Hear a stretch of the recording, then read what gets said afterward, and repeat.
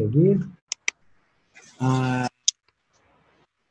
Como si eso fuera poco, a ese concepto de pegar segmentos variables con diversidad y con unión, le llamamos diversidad recombinatoria.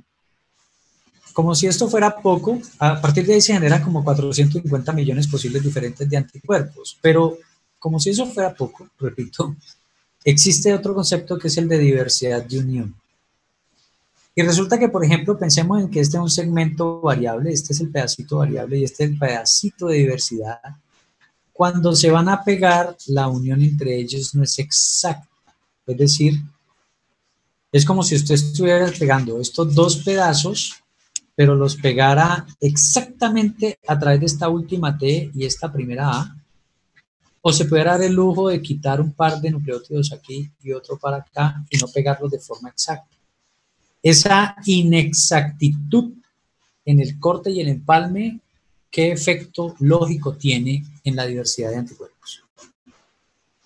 ¿Quién ayuda?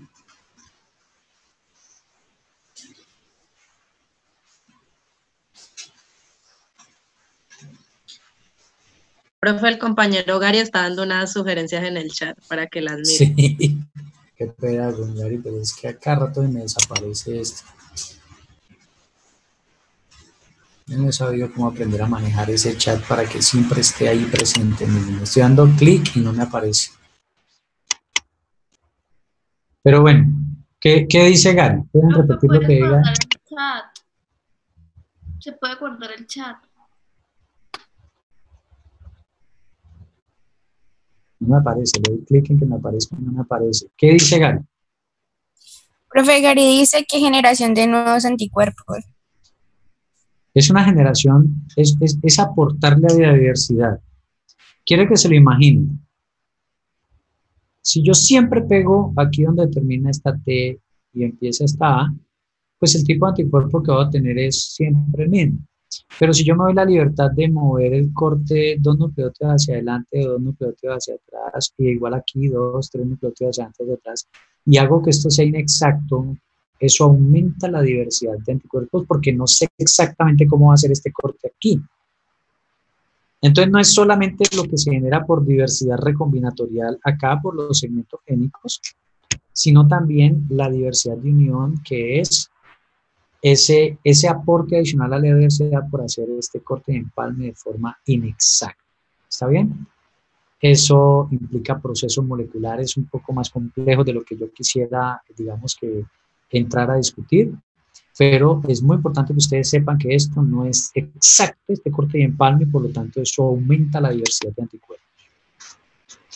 Ahora vamos a ir a unas definiciones que son bien importantes.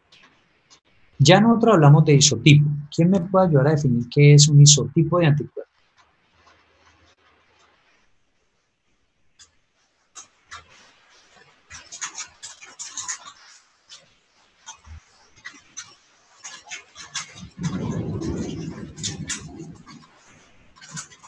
Profe, usted preguntó qué era un isotipo.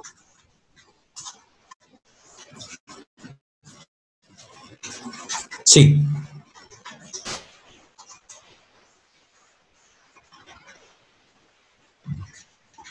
Pues ahí en la diapositiva no está diciendo, pues son las variables de anticuerpos que tenemos los seres humanos. ¿Cuáles son? Digamos IgG, IgM. Son los diferentes. Esos son los isotipos. Era lo que usted decía, que no hay ninguna persona que tenga el mismo MHC. Que eso es como que eso era muy difícil de que fuera igual. Que solamente los gemelos univitelinos eran los que podían tal vez. Exacto. Entonces, pensemos en lo siguiente. Quiero que se imaginen lo siguiente, muchachos. Vamos a hablar de que los anticuerpos tienen la capacidad de hacer antígenos. Vamos a pensarlo de esta manera. Si por ejemplo, nosotros cogemos anticuerpos IgG de humano y se los inyectamos a un caballo, el caballo puede hacer anticuerpos anti-IgG de humano, ¿comprenden? El ratón, si se los inyectamos, los anticuerpos IgM de humano, se los ponemos a un ratón, se lo inyectamos a un ratón, el ratón puede hacer anticuerpos anti-IgM de humano. ¿Comprenden el principio? ¿O no? Yo no. A ver, chicos. Los anticuerpos se pueden comportar como antígenos. ¿Cuándo? Cuando uno los inyecta en otros seres humanos, cuando los inyecta además en otras especies. Entonces el primer ejemplo que le estoy dando es, vamos a hacer el ejemplo imaginativo de que cogemos anticuerpos de tipo IgG de un humano y se los inyectamos a un conejo.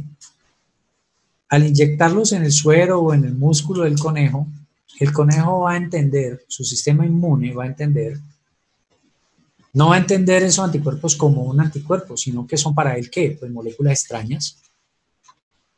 Y entonces, después de que monte todo el sistema inmune, el conejo va a poder hacer anticuerpos contra las IgG de humanos, y ese anticuerpo se llama anti-IgG humana. Es decir, un anticuerpo del conejo que reconoce o reacciona contra las inmunoglobulinas de tipo IgG de origen humano. Otro ejemplo, si yo cojo IgM de humano, purificada, y se la inyecto a un caballo, intramuscular, subcutáneo o, qué sé yo, directamente a la sangre, ¿sí? O intravenoso. ¿Qué va a hacer el caballo? El caballo no va a interpretar que son anticuerpos los que están llegando, sino que el sistema inmune del caballo reconoce que eso es una molécula extraña y va a crear anticuerpos contra los anticuerpos de humano. ¿Cómo se llaman anticuerpos que él produce? Anti-IgM humana. Si yo le inyecto a otra especie, a cualquier animal, IgA, ese animal va a hacer ¿qué tipo de anticuerpo? Pues anti-IgAs humanas. Si yo le pongo IgE humana, ¿el qué va a hacer? Anti-IgE de origen humano. Comprenden entonces que los anticuerpos, si yo los inyecto, los de origen humano, si yo le inyecto otra especie, esa otra especie puede hacer anticuerpos contra nuestros anticuerpos. O dicho de otra manera, si a mí me inyectan anticuerpos de caballo, mi sistema inmune va a entender que esos anticuerpos son una molécula extraña e inmediatamente va a hacer anticuerpos contra los anticuerpos de caballo. ¿Cómo se llamaría ese anticuerpo que yo hago contra las IgG, por ejemplo, de caballo? Pues anti-IgG de caballo. ¿Estamos? ¿Comprenden ese fenómeno?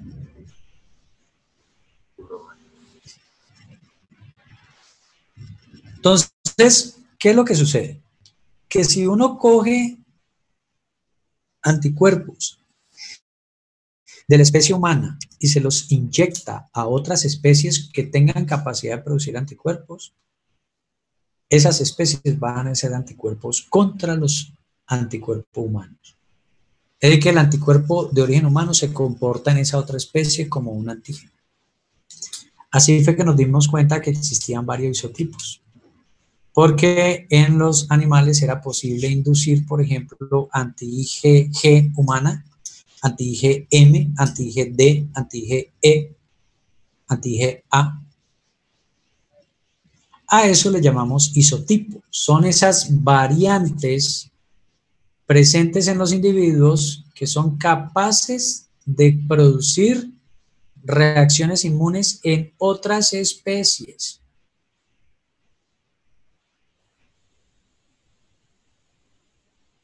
Que existen varios subtipos de anticuerpos. Perdón un segundo, muchachos, que es que ustedes se han enterado que estamos en el encuentro de investigación formativa.